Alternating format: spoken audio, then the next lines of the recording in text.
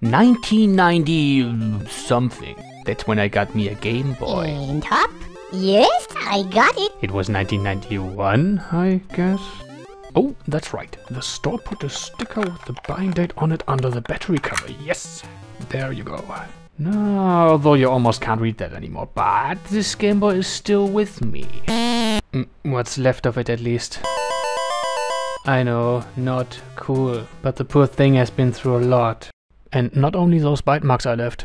Mostly while playing Motocross Maniacs. Actually, I didn't simply go get me a Game Boy.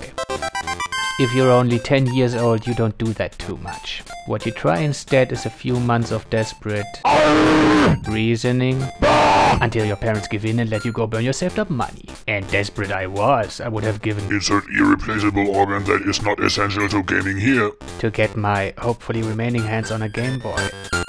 But still I was kinda obsessed with it. I remember visiting a classmate who did have a Game Boy, but shortly after I had shown up, viciously eating through his batteries, we ran out of them. So I just did what I had to. Which was of course to instantly jump on my bike, rush home, storm inside and quickly grab not 12, not 8, but exactly 4 rechargeables, which I thought were like, charged.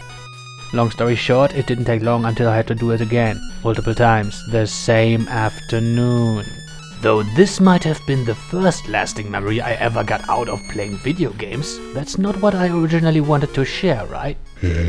Right, I haven't exactly said what this mess is even supposed to be about. Games and stuff? That sounds about right.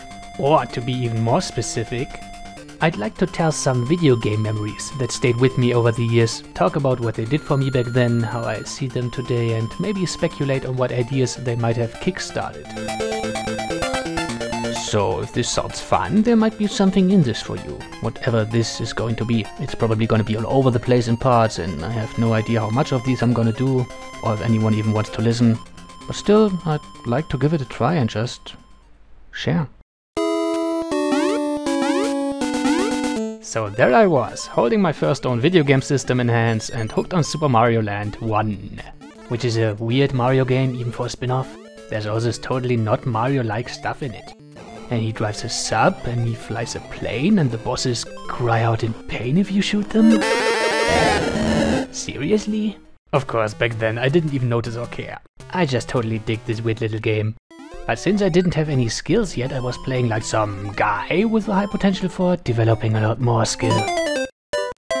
Didn't get very far, Although after I discovered that you could actually shoot the first boss, or just run past him and step on the switch, I was seeing some more stages, but still I was like, I'm new to this, please don't hurt me, no, don't die!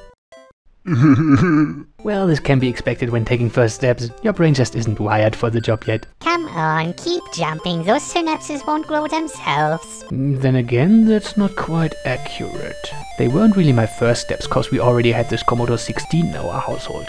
Which was basically a C64 with stripped down RAM, graphics, sound, everything. It was just there for the usual reasons, by which I mean of course gaming devices evil, real computers good. It's just what parents do, it's in their DNA. At some point they will always bring home some device without a clue what to do with it or how to make it do stuff. Which wouldn't be a bad idea if there was some selection criterion involved besides, say, the necessity of it just not being a gaming machine. Most of the time it just sat there, hooked up to a black and white TV, until occasionally, and that's where the irony comes in, I popped in some game like Return of Rockman, or Video Minis. And while I did enjoy playing them every now and a while, they often didn't seem to enjoy being played by me, if that makes sense. Sometimes they were just frustratingly unforgiving, or plain slow and unresponsive. That part of the problem was of course the system they were running on, it just wasn't made for games. But I'm deviating. So why not exactly first steps? This was the first game I got into. Plus, a lot of what you would now call conventions was still pretty fresh at the time. And new to me in any case. The concept of jumping on an enemy to kill it or holding a button to run faster. Even the act of jumping from one platform to the next was something that required some preparation and consciously pressing the buttons. And then reflecting on how well that went. Pretty good, still alive and kicking. And like this I was always advancing slowly, overly careful and insecure. especially when reaching a new area and meeting new enemy types. Until you met those, you only knew them from the beautiful manual, which had illustrations and descriptions of every enemy in the game. Well, almost all of them, for it didn't have those hands that appeared before the final boss room, which I always found weird, because even the boulders were included. This elaborate enemy encyclopedia was something I came to expect afterwards, and would always be disappointed if a manual came without it. But even with this, you still wouldn't know what they looked like in the game, or have only a hunch how they behaved. It seemed as if they lived somewhere in that cartridge, waiting to be found, and someone who had encountered and studied them in the wild had left these notes for you. Better watch out for those while traveling. They're wild and dangerous. Don't have much time to write this down. They're on to me, gotta go! And by the way, this one gives you 800 points if you step on it. I was always kinda excited when I first saw them, but also respectfully keeping a safe distance to observe and learn, if possible. What's that? What's that robot gonna do? Oh, it throws his head after me. Yeah, this was a kind of reaction to the usual enemies, being tense but not freaking out.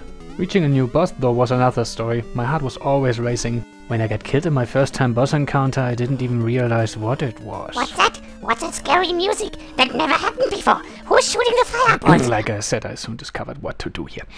But that was only the end of World 1. The whole game had 4 worlds, each divided into 3 stages, after which you always encountered a new boss. And the first few times I heard that music start up, I was on edge. Speaking of which, let's take a look at the showdown, shall we? The music would go... while slowly... You're looking ridiculous in-game. No, what you doing? What you doing? Stop doing that. Stop. And that's how it went down for a while. But after months of playing, I finally did beat the game. And I remember my brain going... I was just so pumped, I started screaming, jumped off my chair and ran out the door.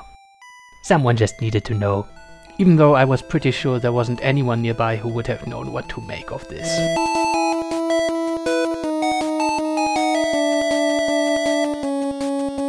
And then another thing happened. Which was, after I had beaten the game once, I didn't have any trouble rushing through it again. And again. And again. Oh, by the way, if you started a second playthrough, the stages would have a lot more enemies, but I don't remember anymore if that gave me any trouble or if I even tried. So I'm just talking the regular difficulty here, for which my strategy, if we're going to call it that. Right, so my strategy had always been to pile up lives only to waste them all along the way. And oddly enough, I can't even recall what for exactly. They sure would have come in handy for practicing tricky parts. But then again, I had been familiar with the stages for quite some time prior to beating the game. That's why the bulk of the bunch had probably been lost to random fatigue and stupidity. Now, however, I could get through the game without burning huge supplies of lives, but why? Why was I suddenly performing so much better? Oh wait, no. I think I have it the other way around. Rather, I should ask, why had I played so inconsistently and clumsy before finishing the game? Which might as well be part of the answer, right? Perhaps it just did make all the difference, knowing I had beaten the game, that is. I suppose whenever I picked it up again, it didn't even enter my mind that I might be seeing the game over screen anytime soon. And I didn't.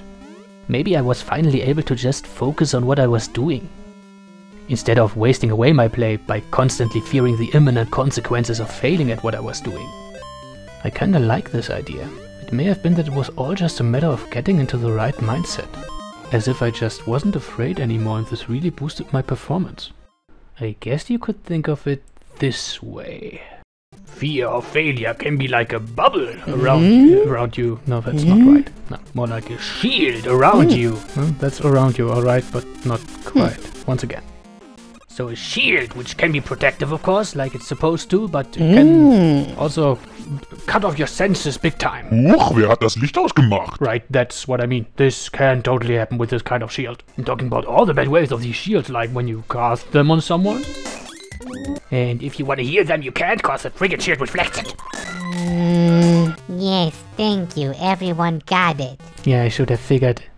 I was somewhat finished anyway, want to keep this bite-sized. Also, this whole fear attitude shield thing reminds me even more of another Game Boy memory, which I will go for next time. So if you're interested what that might be, stay tuned for the next video. Only I can't say anything about release dates, but I can promise there will be more. Got some ideas in the pipe which I will definitely do, and after that, well, Let's see how they resonate with you. Thanks for watching.